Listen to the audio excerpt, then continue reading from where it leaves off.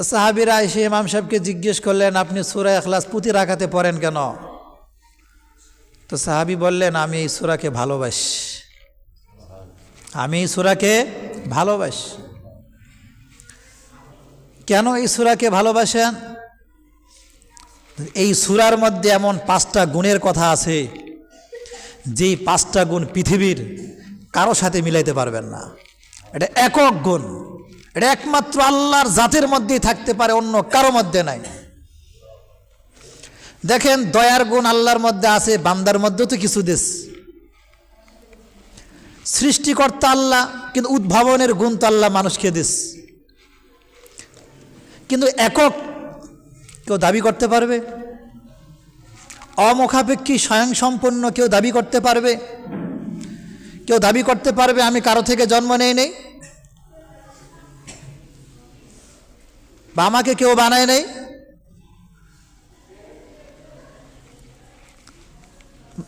বা সে কাউকে জন্ম দিছে?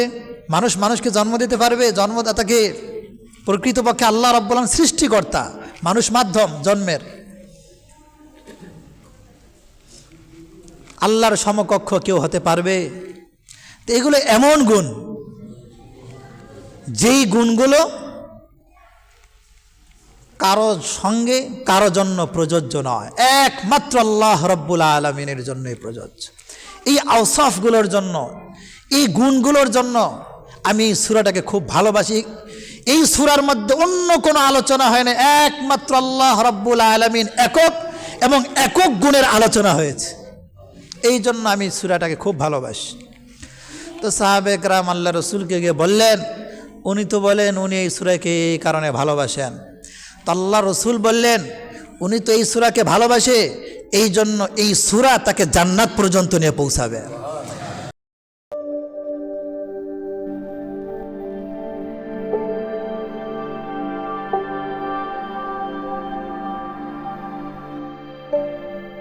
আসসালামু আলাইকুম ওয়া রাহমাতুল্লাহ।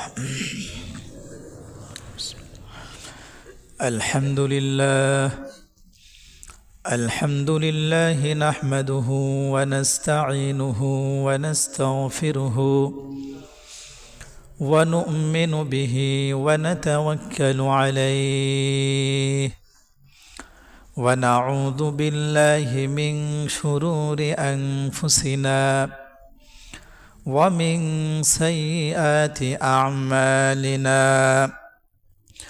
من يهده الله فلا مضل له ومن يضلله فلا هادي له ونشهد أن لا إله إلا الله وحده لا شريك له ونشهد أن سيدنا وسندنا وحبيبنا وطبيب قلوبنا ومولانا محمد الذي أرسله الله تعالى بالحق بشيرا ونذيرا وداعيا إلى الله بإذنه وسراجا وقمرا منيرا أما بعد فأعوذ بالله من الشيطان الرجيم بسم الله الرحمن الرحيم قل هو الله أحد الله الصمد لم يلد ولم يولد ولم يكن له كفوا أحد صدق الله العظيم اللهم صل على سيدنا محمد وعلى آل سيدنا محمد كما صليت على سيدنا إبراهيم وعلى آل سيدنا إبراهيم إنك حميد مجيد اللهم بارك على سيدنا محمد وعلى آل سيدنا محمد كما باركت على سيدنا إبراهيم وعلى آل سيدنا إبراهيم إنك حميد مجيد মুআজ্জাজ মুহতারাম মুসল্লিয়ান কেরাম, আল্লাহ রব্বুল আলমিনের দরবারে লাখো কোটি শুকরিয়া যে আল্লাহ রব্বুল আলমিন দয়া করে, মায়া করে, মোহাব্বত করে, ভালোবেসে সালাতুল জুমা আদায় করার জন্য তার ঘর মসজিদে আসার তৌফিক দান করেছেন। এজন্য আমরা একবার অন্তরের অন্তঃস্থল থেকে শুকরিয়া জ্ঞাপন করি, আলহামদুলিল্লাহ। সম্মানিত উপস্থিতি, আমাদের আলোচনা চলছিল যে মাটির মধ্যে বিশেষ 4টি গুণ রয়েছে, যে 4টি গুণ মানুষ ধারণ করলে সে আল্লাহর ওলি হয়ে যাবে, আল্লাহর মহাব্বতের হয়ে যাবে। তো সেই 4টি গুণের মধ্যে একটি গুণ ছিল গোপন করা। মাটির মধ্যে গোপন করার গুণ আছে, লুকানোর গুণ আছে। দ্বিতীয় যে গুণটি নিয়ে আলোচনা চলছিল সেটি হচ্ছে গ্রহণ করা। মাটির স্বভাবে হচ্ছে সে কবুল করে নেয়, যাই দেবেন সে তা টেনে নেবে, শুষে নেবে, এটা মাটির মধ্যে গুণ। তো মানব জাতি যেহেতু মাটির সৃষ্টি, এই গ্রহণের যোগ্যতা, গ্রহণের গুণ মানুষের মধ্যে থাকা চাই। কারণ গ্রহণ থেকেই গ্রহণযোগ্যতা, আর গ্রহণযোগ্যতা এসে গেলেই বান্দা গ্রহণীয় হয়, সমাদৃত হয়। তো এই জন্য আল্লাহ রব্বুল আলামিন আমাদেরকে যেসব বিষয় আদেশ করেছেন সেগুলোকে গ্রহণ করা, মেনে নেওয়া। যে সমস্ত বিষয় থেকে নিষেধ করেছেন তা মেনে নেওয়া, তা থেকে বিরত থাকা। তো যেগুলো থেকে নিষেধ করেছেন সেগুলো থেকে বিরত থাকলেই এটা গ্রহণ করা হবে, আর যেই সমস্ত বিষয়ে আদেশ করেছেন তা পালন করলেই এটা গ্রহণ করা হবে। তো আমাদেরকে আল্লাহ রাব্বুল আলামিনের যে বড়ত্ব, মহত্ব, আজমত, আল্লাহকে আল্লাহ সম্পর্কে যে পরিচয় দিয়েছেন, রসুল আল্লাহ সম্পর্কে যেভাবে পরিচয় দিয়েছেন, এভাবে যদি আমরা আল্লাহ রাব্বুল আলামিনকে গ্রহণ করতে পারি তাহলেই কিন্তু আমরা খাঁটি মুসলমান হতে পারব। নিজের মতো করে গ্রহণ করলে হবে না। আমি যে আল্লাহকে মানি, যেভাবে মানতে বলা হয়েছে, যেই গুণগুলোর সাথে মানতে বলা হয়েছে, যেই সিফাতের সাথে মানতে বলা হয়েছে, ওই গুণের সাথে, ওই সিফাতের সাথে ওইভাবে যদি আমি মানতে পারি আল্লাহকে, তাহলে বলা যাবে যে হ্যাঁ, আমি ঈমানদার। আল্লাহ রাব্বুল আলামিন সূরাতুল ইখলাসের মধ্যে তার কিছু গুণের কথা তুলে ধরেছেন। পৃথিবীতে বহু ধর্মের মানুষ আছে যারা একাধিক উপাস্য গ্রহণ করে থাকে, কিন্তু উপাস্য তো একজনেই, তিনি হলেন আল্লাহ।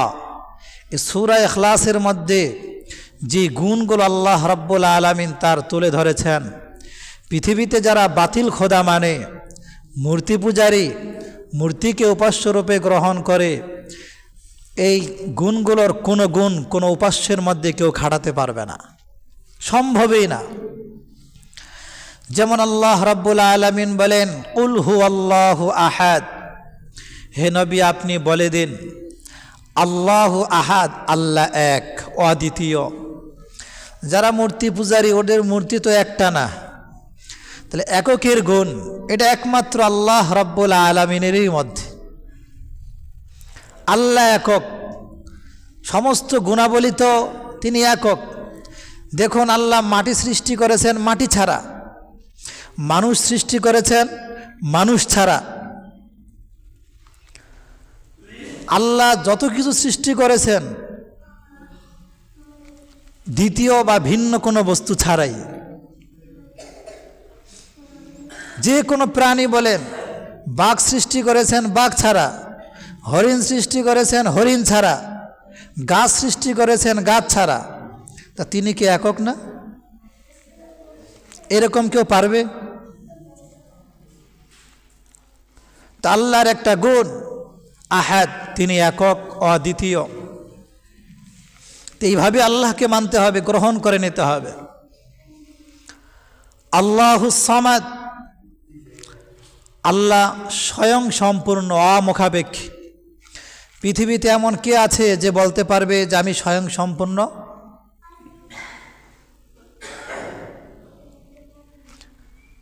পৃথিবী যত বড় ক্ষমতাধর ব্যক্তি হোক না কেন, তার ক্ষমতাও তো টিকসই না, তা স্বয়ং সম্পন্ন কোত্থেকে? ক্ষমতায় আসতে হলে তো আর একজনের ভোটের প্রয়োজন হয়, তো স্বয়ং সম্পন্ন কোত্থেকে? তো এই গুণ পৃথিবীর কারো মধ্যে নেই, একমাত্র আল্লাহ রাব্বুল আলামিন ছাড়া। লাম ইয়ালিদ, তিনি জন্মগ্রহণ করেননি।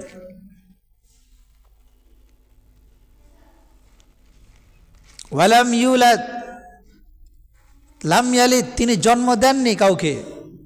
ওয়ালাম ইউলাদ, তাকেও কেউ জন্ম দেয়নি। আল্লাহ কারো জন্মদাতা না, আবার আল্লাহর জন্মদাতাও কেউ নাই, তিনি একক অদ্বিতীয়।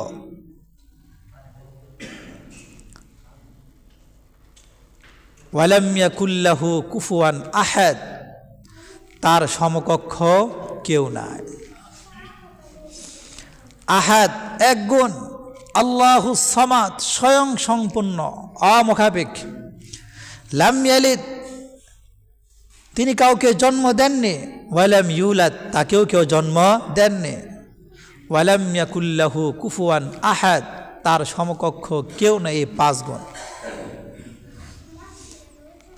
ছোট্ট একটি সূরা, এই সূরার অনেক ফজিলত। বর্তমান যে মাসটা আসছে আরবি মাস, রজব মাস,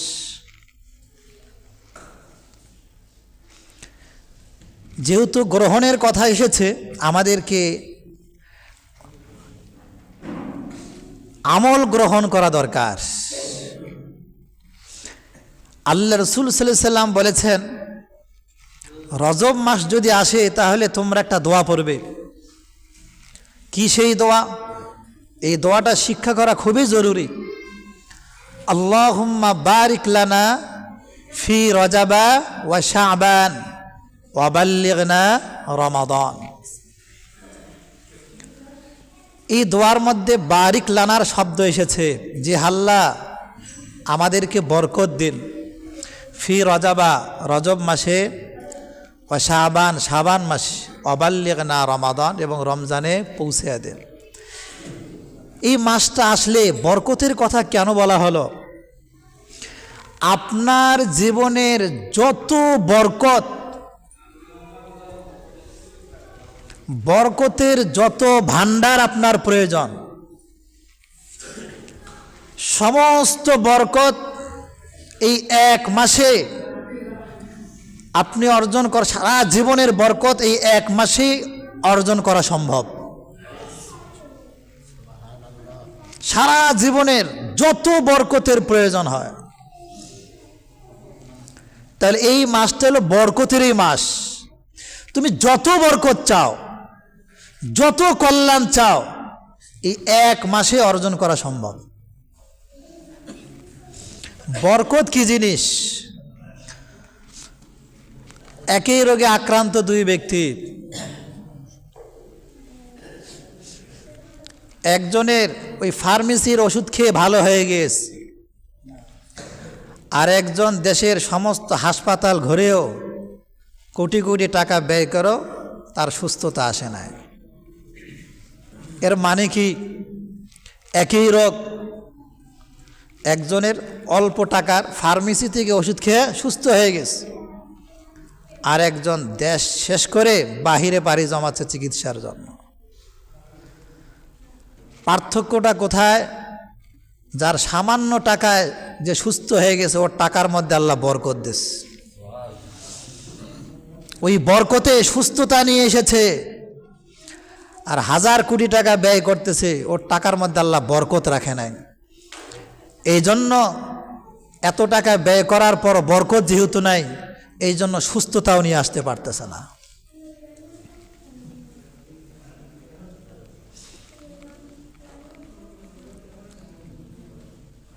তো সূরা ইখলাস ছোট্ট একটা সূরা, যেহেতু বরকতের মাস, অনেক কাজ করা দরকার, সূরা ইখলাসের কিছু আমলের কথা বলি। আশা করি এই সূরাটা সবাই পারেন, আমল করা প্রত্যেকের পক্ষেই সম্ভব। এক সাহাবীকে আল্লাহ রাসূল সাল্লাল্লাহু আলাইহি সাল্লাম মসজিদে কুবার ইমাম বানালেন। তো উনি ফরজ নামাজে তো প্রথম 2 রাকাতে সূরা ফাতিহার সাথে সূরা মিলাতে হয়। উনি এই 2 রাকাতে একটা সূরা পরে সূরা ইখলাস পড়েন, পরের রাকাতেও সূরা ফাতিহার পর সূরা মিলানোর পর আবার কি পড়েন? সূরা ইখলাস পড়েন। এইভাবেই চলছে, ওনার কোনো রাকাত সূরা ইখলাস ছাড়া হয় না কেরাতের। তো সাহাবাই কেরামও বলা বলি শুরু করলেন, আল্লাহ রাসূল কাকে ইমাম বানালেন? প্রত্যেক রাকাতেই সূরা ইখলাস পাঠ করে। তো সাহাবাই কেরাম আল্লাহ রাসূল সাল্লাল্লাহু আলাইহি সাল্লামের কাছে গিয়ে বললেন যে আমাদের ইমাম প্রতি রাকাতেই সূরা ইখলাস পড়ে, কারণ কি? তো আল্লাহ রাসূল বললেন তাকে গিয়ে জিজ্ঞেস করো কেন সে পড়ে। তো সাহাবীরা এসে ইমাম সাহেবকে জিজ্ঞেস করলেন আপনি সূরা ইখলাস প্রতি রাকাতে পড়েন কেন? তো সাহাবী বললেন আমি এই সূরাকে ভালোবাসি, আমি এই সূরাকে ভালোবাসি। কেন এই সূরাকে ভালোবাসেন? এই সূরার মধ্যে এমন 5টা গুণের কথা আছে, যেই 5টা গুণ পৃথিবীর কারো সাথে মিলাইতে পারবেন না। এটা একক গুণ, এটা একমাত্র আল্লাহর জাতের মধ্যেই থাকতে পারে, অন্য কারো মধ্যে নাই। দেখেন দয়ার গুণ আল্লাহর মধ্যে আছে, বান্দার মধ্যেও তো কিছু দেশ। সৃষ্টিকর্তা আল্লাহ, কিন্তু উদ্ভাবনের গুণ তো আল্লাহ মানুষকে দেশ। কিন্তু একক কেউ দাবি করতে পারবে? অমুখাপেক্ষী স্বয়ংসম্পন্ন কেউ দাবি করতে পারবে? কেউ দাবি করতে পারবে আমি কারো থেকে জন্ম নেই বা আমাকে কেউ বানায় নেই?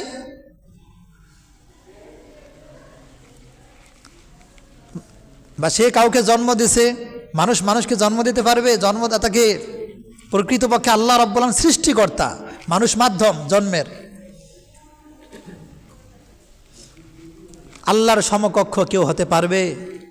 তো এগুলো এমন গুণ, যেই গুণগুলো কারো সঙ্গে কারো জন্য প্রযোজ্য নয়, একমাত্র আল্লাহ রাব্বুল আলামিনের জন্যই প্রযোজ্য। এই আওসাফগুলোর জন্য, এই গুণগুলোর জন্য আমি এই সূরাটাকে খুব ভালোবাসি। এই সূরার মধ্যে অন্য কোনো আলোচনা হয় না, একমাত্র আল্লাহ রাব্বুল আলামিন একক এবং একক গুণের আলোচনা হয়েছে। এই জন্য আমি সূরাটাকে খুব ভালোবাসি। তো সাহাবে কেরাম আল্লাহ রাসূলকে গিয়ে বললেন, উনি তো বলেন উনি এই সূরাকে এই কারণে ভালোবাসেন। তো আল্লাহ রাসূল বললেন উনি তো এই সূরাকে ভালোবাসে, এই জন্য এই সূরা তাকে জান্নাত পর্যন্ত নিয়ে পৌঁছাবে। তাহলে বোঝা গেল সূরা ইখলাসের ভালোবাসা ব্যক্তিকে জান্নাত পর্যন্ত নিয়ে পৌঁছায়। এই একটা ফজিলত। একবার আল্লাহ রাসূল সাল্লাল্লাহু আলাইহি সাল্লাম সাহাবায়ে কেরামকে বললেন তোমাদের মধ্যে এমন কেউ আছো যে প্রতি রাতে কোরআনের 1/3 পাঠ করে ঘুমাবে? তো 1/3 পাঠ করতে হলে তো 10 পারা পড়তে হবে, 30 পারা কোরআন। তো সাহাবায়ে কেরাম বললেন ইয়া রাসূলুল্লাহ এটা কি করে সম্ভব? 10 পারা তেলাওয়াত করে কে ঘুমাতে পারবে? আল্লাহ রাসূল বললেন যে হ্যাঁ সম্ভব। সূরাতুল ইখলাস এটা কোরআনের 1/3, যে একবার পড়বে তো 1/3 সওয়াব পাবে, তো আরেকবার পড়বে তো 1/3 সওয়াব পাবে, তো আরেকবার পড়বে তো 1/3 সওয়াব পাবে। তাহলে কত পারার সওয়াব হলো? তাহলে রাত্রে কি সূরাটা 3 বার পাঠ করে ঘুমানো যায় না? 1/3 সওয়াব একবার পাঠের মধ্যে। পুরা 30 পারা তো সারাদিন মিলেও তো অনেকে পড়তে পারবে না, হাফেজ সাহেব সারা সম্ভব না, এত সহজ। শুধু তাই না, এই দুনিয়ার জিন্দিগিতে বসবাসের জন্য, বাড়ি বানানোর জন্য, যার জমি নাই জমি কেনার জন্য, যার জমি আছে বাড়ি বানানোর জন্য কত ফিকির, একটু ভালোভাবে থাকতে চাই। মৃত্যুর পরে জান্নাত আছে তো, বাড়ির প্রয়োজন আছে তো, জান্নাত খালি আপনার বাড়ি আপনাকে বানাতে হবে আমলের মাধ্যমে। আল্লাহ রাসূল সাল্লাল্লাহু আলাইহি ওয়াসাল্লাম বলেছেন, যে ব্যক্তি সূরাতুল ইখলাস 10 বার পড়বে, 10 মাররাত, কয়বার? 10 বার, আল্লাহ রাব্বুল আলামিন তাকে জান্নাতে একটা সাদা সাদা বাড়ি বানিয়ে দেবেন। তাহলে আমরা জীবনে এই আমলটা কয়জনে করেছি? 10 বার পড়লে আমার একটা বাড়ি তৈরি হয়ে যায়, 10 বার পড়লে একটা বাড়ি তৈরি হয়ে যায়। বাড়ির প্রশস্ততা কত? বলে জমিন থেকে আসমানের প্রশস্ততা যত। কি দিয়ে তৈরি? একটা ইট স্বর্ণ আর একটা ইট রূপা, তা দিয়ে তৈরি। এই জন্য রজব মাস আসছে, আমলও শুরু করি। তো সূরাতুল ইখলাস এটাকে যদি ভালোবাসতে পারেন, এই ভালোবাসা জান্নাতে নিয়ে পৌঁছাবে।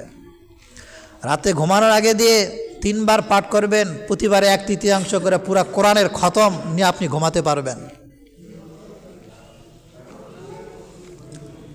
10 বার পড়বেন তো জান্নাতে একটি ঘর তৈরি হয়ে যাবে, বাড়ি তৈরি হয়ে যাবে। এখন যার যত বাড়ির প্রয়োজন সে তত বেশি পড়বে। নিজেরা পরীক্ষা করে দেখবেন যে 10 বার পড়লে কয় মিনিট সময় লাগে? বেশি সময় লাগে না, ছোট্ট ছোরা। একটু দেখিয়ে নিজে, আজকেই যাওয়ার আগে দিয়ে একবার পাঠ করে যায়েন, একবার পড়লে কয় সেকেন্ড লাগে? তাহলে কবর পথের যাত্রী তো জান্নাতে তো যেতেই হবে, বাড়ির তো প্রয়োজন আছে, অট্টালিকার তো প্রয়োজনে আছে। তো যার প্রয়োজন যত বেশি সে তত মেহনত করবে, যে না আজকে আমি 10 বাড়ি বানিয়ে ফেলবো, তাহলে 10 করে 10 বার পড়বে। এইভাবে আমরা সূরা ইখলাসের আমল শুরু করে দিতে পারি। এই জন্য বললাম, ঈমান আল্লাহর গুণ যেভাবে আছে ওইভাবে আল্লাহকে মানতে হবে। আল্লাহ একক, স্বয়ং সম্পন্ন, তিনি কাউকে জন্ম দেননি, তাকে কেউ জন্ম দেয়নি, তার সমকক্ষ কেউ নাই। হযরত ইব্রাহিম আলাইহিসসালাতু ওয়াস সালাম আল্লাহর পরিচয় কিভাবে দিয়েছেন? উনি যেভাবে দিয়েছেন ওইভাবে কোরআনের আয়াতও এসেছে, ফাইন্নাহুম আদুউল লি ইল্লা রাব্বাল আলামিন। কাফেররা যে মূর্তি পূজা করে এরা আমার শত্রু, একমাত্র বিশ্বজগতের পালনকর্তা আল্লাহ রাব্বুল আলামিন ছাড়া। বিশ্বজগতের পালনকর্তাকে আল্লাযী খালাকানি ফাহুয়া ইয়াহদিন, তিনি হলেন ওই সত্তা যিনি আমাকে সৃষ্টি করেছেন এবং যিনি আমাকে পথ দেখান। বিশ্বজগতের পালনকর্তাকে আল্লাযী ইউতঈমুনি ওয়া ইয়াসকিন, পালনকর্তা তো ওই সত্তা যিনি আমার আহার যোগান, আমাকে পান করান। পালনকর্তাকে ইব্রাহিম আলাইহিসসালাতু ওয়াস সালাম বলেছিলেন, ওয়া ইযা মারিতু ফাহুয়া ইয়াশফিন, পালনকর্তা তো ওই সত্তা যিনি আমি অসুস্থ হলে আমাকে আরোগ্য দান করেন। এইভাবে আমাদেরকে বুঝতে হবে। হযরত মুসা আলাইহিসসালাতু ওয়াস সালাম ফিরআউনের দরবারে গিয়েছেন, তার রাজমহলে গিয়ে তাকে পালনকর্তার পরিচয় দিয়েছেন, পালনকর্তা। তো ফিরআউন প্রশ্ন করেছে, ক্বালা ফিরআউন ওয়া মা রাব্বুল আলামিন। ফিরআউন বলল, বিশ্বজগতের পালনকর্তা আবার কে? কারণ ফিরআউন তো নিজেকেই খোদা দাবি করত। তো তো মুসা আলাইহিস সালাতু ওয়াস সালাম বলেছিলেন, ক্বালা রাব্বুস সামাওয়াতি ওয়াল আরদি ওয়া মা বাইনাহুমা, আসমান জমিন এবং উভয়ের মধ্যবর্তী যা কিছু আছে তার পালন কর্তা যিনি, তিনি হলেন আল্লাহ। ক্বালা লিমান হাওলাহু আলা তাসতামিউন, ফিরাউন তার আশপাশের লোকদেরকে বলল, তোমরা কি শুনতে পাও সে কি বলে? সঙ্গে সঙ্গে মুসা বলে উঠলেন, ক্বালা রাব্বুকুম ওয়া রাব্বু আবাইকুমুল আউয়ালিন, তোমাদের পালনকর্তা, তোমাদের পূর্বপুরুষদের পালনকর্তাও কিন্তু আল্লাহ। তো এতক্ষণ তো ফেরাউনকে দাওয়াত দিস, যখন ফেরাউন বলল আশপাশের লোকদেরকে তোমরা শুনতে পাও এ কি বলে, তো উনি সাথে সাথে মুসা আলাইহিস সালাম বললেন, তোমাদেরও পালনকর্তা, তোমাদের পূর্বপুরুষদেরও পালনকর্তা। লাইসা কামিথলিহি শাই ওয়া হুয়াস সামিউল বাসীর, আল্লাহকে তার মতো আর কেউ নাই, তিনি সর্বশ্রোতা সর্বদ্রষ্টা। আল্লাহকে রব্বুস সামাওয়াতি ওয়াল আরদি ওয়া মা বাইনাহুমা, তিনি আসমান জমিন এবং উভয়ের মধ্যবর্তী সব কিছুর পালন কর্তা। ফাবুদহু, তার ইবাদত করো। ওয়াস্তাবির লিইবাদাতি, তার ইবাদতে ধৈর্য ধারণ করো। গল্প গুজবে ধৈর্য আসে, টিভির সামনে বসে ঘন্টার পর ঘন্টা সময় দিতে পারে, খেলার সামনে বসে ঘন্টার পর ঘন্টা সময় দিতে পারে, কিন্তু দেখেন সূরা ইখলাস একবার পাঠ করতে 1 মিনিটও সময় লাগে না, কয়েক সেকেন্ডের সময়। এরপরও কিন্তু কিছু হতভাগা এ আমল ধরবে না। এরপর আল্লাহ বলেন, আচ্ছা হাল তা'লামু লাহু সামিয়া, তোমরা কি গুণাবলীর তার সমকক্ষ, গুণাবলীর দিক দিয়ে তার সমকক্ষ অন্য কাউকে পাও, দেখতে পাও, বা তোমাদের জানা আছে এরকম? আল্লাহ কেমন? ওয়ালাউ আন্নামা ফিল আরদি মিন শাজারাতিন আকলাম, জমিনের মধ্যে যত গাছ আছে এগুলো যদি আকলাম কলমে পরিবর্তন হয়, কলমে পরিণত হয়। ওয়াল বাহরু ইয়ামুদ্দুহু মিন বাদিহি সাবাতু আবহর, এবং যত সমুদ্র আছে এর সাথে যদি আরো 7 সমুদ্র যোগ হয়, এগুলো কালি হয়। মা নাফিদাত কালিমাতুল্লাহ, আল্লাহর বাণী, আল্লাহর গুণাবলী লেখে শেষ করা যাবে না।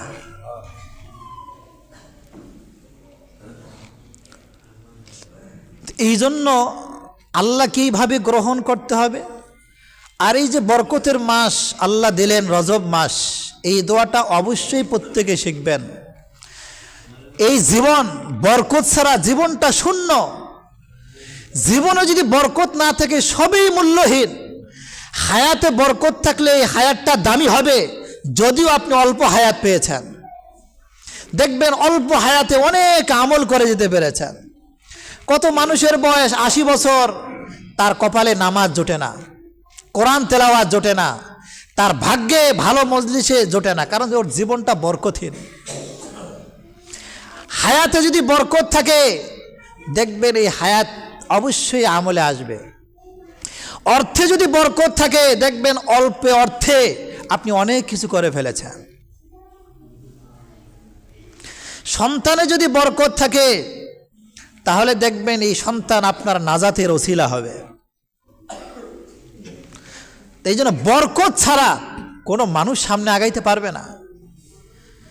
আর বরকত অর্জনের সূচনাই হবে রজব মাস থেকে। রসুল বলেছেন তোমরা বরকতের জন্য দোয়া করো বেশি বেশি। এই জন্য প্রতি নামাজের পর আজ থেকে কম পক্ষে হলেও 4-5 বার করে এই দোয়াটা পড়বেন। আল্লাহুম্মা বারিক লানা ফি রজাবা ওয়া শাবান ওয়া বাল্লিগনা রমাদান, এবং হাঁটতে ফিরতে, তাহলে বরকতের খাজানা পাবেন, ভান্ডার পাবেন, যা সারা জীবনের জন্য যথেষ্ট হবে। এটা তো সৌভাগ্য আমাদের যে রজব মাসে বরকত রেখেছেন, বরকতের দোয়া করতে বলেছেন। আল্লাহ দয়া করে এই রজব মাসে আমাদেরকে পৌঁছে দিয়েছেন। কত মানুষ তো রজব মাস আসার আগে ইন্তেকাল করেছে না? তো আল্লাহ রজব মাসে বরকত রাখলেন, রসুল বরকতের দোয়া করতে বললেন। আল্লাহ আমাদেরকে রজব মাস পর্যন্ত পৌঁছালেন, এরপর আমরা এই দোয়ার প্রতি পরোয়া করলাম না, ভ্রুক্ষেপ করলাম না, আমল আনলাম না, তাহলে আমাদের মতো কপাল পোড়া আর কে হবে? আল্লাহ তো পৌঁছাই দিয়েছে, এখন দায়িত্ব আমাদের এই বরকতের ভাগিদার হওয়ার, এই বরকতকে অর্জন করার। এই জন্য চলতে ফিরতে এই দোয়াটা পড়া, এই মাস থেকে শুরু করা রমজান আসার আগ পর্যন্ত। আল্লাহুম্মা বারিক লানা ফি রজব ওয়া শাবান ওয়া বাল্লিগনা রমাদান। আর এক আমলের কথা বলা হলো সূরাতুল ইখলাস। সূরা ইখলাসকে যে বেশি ভালোবাসবে, যে পাঠ করবে, এই ভালোবাসা তাকে জান্নাত পর্যন্ত নিয়ে পৌঁছাবে। আর যে রাত্রে শোয়ার আগে 3 বার পাঠ করে ঘুমাবে, যেহেতু একবার পাঠ করলে 1/3 সওয়াব, তো 3 বার পাঠ করলে সে পূর্ণ কোরআনের সওয়াব নিয়ে রাত্রিতে ঘুমাতে পারবে। আর কেউ যদি 10 বার পড়ে, আল্লাহ রাব্বুল আলামিন তার জন্য জান্নাতে একটি ঘর নির্মাণ করবেন। তো যার যত ঘর দরকার সে 10 বার করে পাঠ করতে থাকবে, প্রতি 10 বারে একটা করে বাড়ি, একটা করে অট্টালিকা আপনি জান্নাতে পাবেন। রাসূলের ঘোষণা। তো এই আমলগুলো আমরা প্রত্যেকেই ধরি, সময় শেষ। তো গ্রহণ থেকেই গ্রহণযোগ্যতা, আর গ্রহণযোগ্যতা থেকেই গ্রহণীয়। আমাদের মধ্যে যদি গ্রহণযোগ্যতা আসে, তো অবশ্যই আমরা আল্লাহ রাব্বুল আলামিনের কাছে গ্রহণীয় হব, সমাদৃত হব। এই জন্য কে না চায় যে আমার মধ্যে গ্রহণযোগ্যতা আসুক? দুনিয়ার জিন্দিগিতেও আপনি যদি কারো কাছে গ্রহণযোগ্যতা যদি কারো কাছে না থাকে, আপনি কারো কাছেই গ্রহণীয় হতে পারবেন না। কোনো জায়গায় চাকরি নেবেন, গ্রহণযোগ্যতা থাকলেই না আপনি গ্রহণীয় হবেন। গ্রহণযোগ্যতা না থাকলে কেউ তো আপনাকে অ্যালাউ করবে না। ঠিক তেমনিভাবে আল্লাহ রাব্বুল আলামিনের দরবারে গ্রহণীয় হতে হলে গ্রহণযোগ্যতা থাকতে হবে আপনার।